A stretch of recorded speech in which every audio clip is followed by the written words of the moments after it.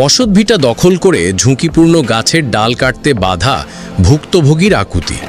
বাঁশখালী প্রতিনিধির প্রতিবেদনে বিস্তারিত দেখতে সাথে থাকুন। চট্টগ্রাম বাঁশখালী এক মর্মান্তিক ঘটনায় বহিরাগত ভাড়াটে সন্ত্রাস ও কিশোর গ্যাং সদস্যদের দিয়ে আনিসুর রহমানের বসতভিটা দখল করে নেওয়া দুইটি ঝুঁকিপূর্ণ গাছের ডাল কাটতে পারছেন না শেইলি গং দখলকারীরা, তাতে বাধা দিচ্ছে। এই ঘটনাটি স্থানীয়দের মধ্যে ব্যাপক চাঞ্চল্য সৃষ্টি করেছে এবং ওই পরিবারের নিরাপত্তা নিয়ে গুরুতর উদ্বেগ দেখা দিয়েছে। চট্টগ্রামের বাঁশখালী উপজেলার সাধনপুর ইউনিয়নের ৯ নং নাম্বার ওয়ার্ডের স্থায়ী বাসিন্দা আনিসুর রহমান ও তার খালতো ভাইদের পরিবারের শিশু, কিশোর, শিক্ষার্থী, শ্রমিক ১৮ জন সদস্যরা জানান, তার বসতভিটার উপর দুইটি পুরনো ও বিশাল গাছের ডাল বিপজ্জনকভাবে হেলে রয়েছে।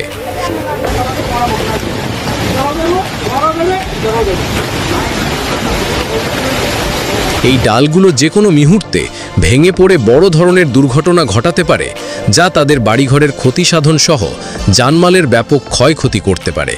তিনি আরও অভিযোগ করেন যে একটি স্বার্থান্বেষী মহল জোরপূর্বক তাদের বসতভিটার একাংশ দখল করে রেখেছে এবং এই ঝুঁকিপূর্ণ গাছের ডাল কাটতে বারবার বাধা প্রদান করছে। ভুক্তভোগীর অভিযোগ অনুযায়ী দখলকারীরা শুধু বসতভিটা দখল করেই ক্ষান্ত হয়নি, বরং গাছের ডাল কাটার উদ্যোগ নিলেও তারা সহিংস প্রতিরোধের হুমকি দিচ্ছে। তাদের এই অবৈধ কার্যকলাপের কারণে পরিবারটি চরম নিরাপত্তাহীনতায় ভুগছে এবং যে কোনো মুহূর্তে দুর্ঘটনার আশঙ্কায় দিন কাটাচ্ছে। স্থানীয় প্রশাসনের কাছে বারবার ধর্ণা দিয়েও কোনো সুরাহা না হওয়ায় ভুক্তভোগী পরিবারটি হতাশায় নিমজ্জিত।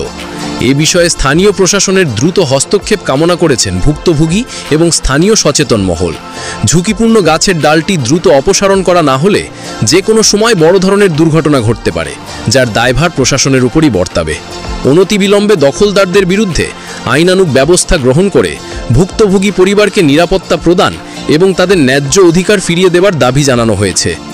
ভুক্তভোগী পরিবারটি এখন আইনগত পদক্ষেপ নেবার কথা ভাবছে এবং স্থানীয় গণমাধ্যম ও মানবাধিকার সংগঠনগুলোর সহায়তা চেয়েছে।